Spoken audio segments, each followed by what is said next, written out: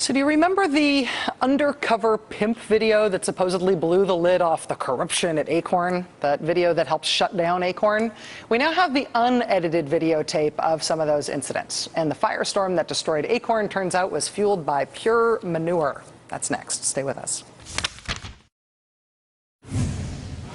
On October 7th last year, a Republican congressman named Pete Olson of Texas introduced a resolution in Congress to honor Hannah Giles and James O'Keefe III, who the resolution said filmed investigatory videos uncovering the fraudulent and illegal practices of the Association of Community Organization for Reform Now, or Acorn. A few months earlier, of course, James O'Keefe III and Hannah Giles got the right wing in this country very excited when they released supposedly incriminating undercover videos that they filmed at local Acorn offices across the country. They claimed the videos showed Mr. O'Keefe and Ms. Giles dressed as a pimp and a prostitute, receiving assistance and advice from Acorn about how to do stuff like smuggling underage girls into the country and securing funding for their illegal prostitution business. Now, James O'Keefe and Hannah Giles were all over Fox News for this. They were lauded as the right's answer to that biased left-wing profession known as journalism. And this congressional resolution that 32 House Republicans ultimately signed onto was meant to commemorate their good work. It said, quote, "Whereas Hannah Giles and James O'Keefe III have displayed exemplary actions as government watchdogs and young journalists, Hannah Giles and James O'Keefe III are owed a debt of gratitude by the people of the United States." That resolution never passed the House, but 6 months after it was introduced, California Attorney General Jerry Brown released details of his investigation into the Acorn prostitution sting.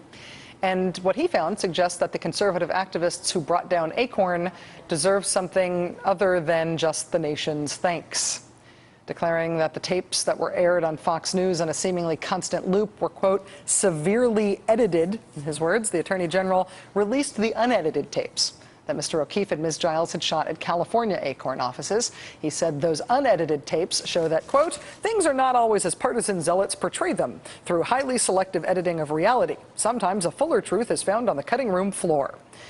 The thing that was supposed to be so shocking about this scandal in the first place was the accusation that Acorn employees willingly helped a pimp and a prostitute skirt the law, even though it was perfectly clear that they were a pimp and a prostitute.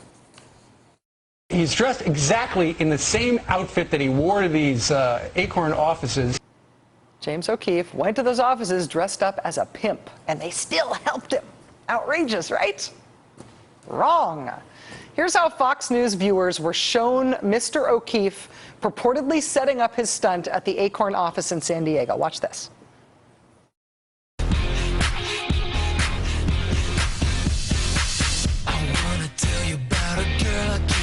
She was ridiculous. I'm picturesque. Yeah.